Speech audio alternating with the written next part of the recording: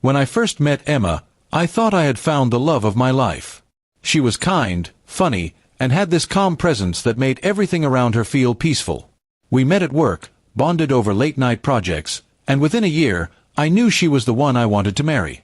Everything about our relationship felt natural, until her parents got involved.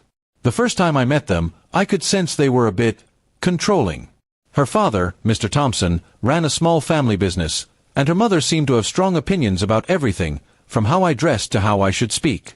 Still, I told myself they just cared about their daughter. I wanted to make a good impression, so I stayed polite, even when their tone felt a little dismissive. As Emma and I got engaged, the tone of our conversations began to change. Her parents started asking more questions about my income, my job stability, and even my savings. It made me uncomfortable, but Emma brushed it off, saying, "That's just how they are, they worry too much." I wanted to believe her, so I let it go. A few months before the wedding, her parents invited me over for what they called a family meeting.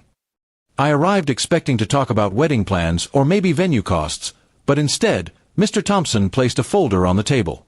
He slid a few papers toward me and said, "This is just a small agreement to ensure our daughter's financial security."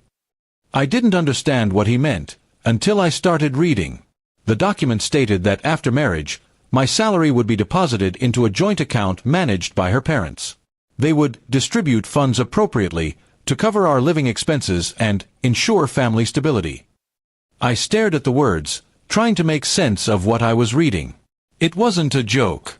They were actually asking me to give up control of my entire paycheck.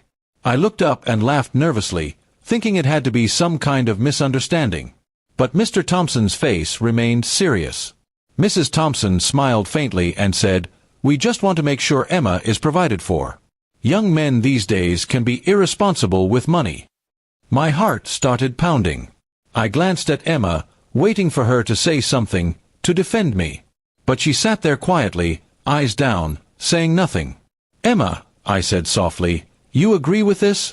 She hesitated, then said, "My parents just want what's best for us. It's not a big deal, you'll still have access to money for personal things." I couldn't believe what I was hearing. It felt like she was siding with them instead of me. I tried to explain that marriage should be based on trust, not contracts or control, but her parents looked offended. Mr. Thompson leaned forward and said coldly, "If you truly love our daughter, you'll sign. Otherwise, maybe you're not ready for the responsibility of marriage." The room went silent. I could feel their eyes on me, waiting for an answer. I took a deep breath and said, "With all due respect, I'm marrying Emma, not entering a business deal." That night, Emma called me, crying. She said her parents were upset and accused me of being selfish. She asked me to just sign the paper for peace, but I couldn't bring myself to do it. I told her, "If your parents can't trust me to take care of you without controlling my money, what does that say about our relationship?" She didn't have an answer. Days turned into weeks, and things grew tense between us. Every conversation ended in arguments about loyalty and trust. Her parents even called my office, trying to pressure me into proving my commitment. That was the moment I realized this wasn't just about money, it was about control. They wanted to own our future before it even began. Finally, I told Emma we needed space. I couldn't marry someone who didn't see how wrong this was. She begged me to reconsider, saying her parents would calm down eventually, but I knew better. If I gave in once, it would never stop. They'd be part of every decision we made, where we lived, how we spent, even how we raised our children.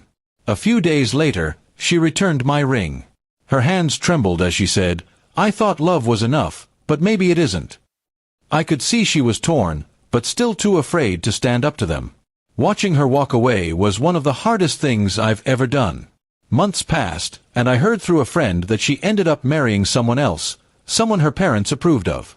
I felt a strange mix of sadness and relief. Sadness for what we lost, but relief that I escaped a life that would have been built on control, not love.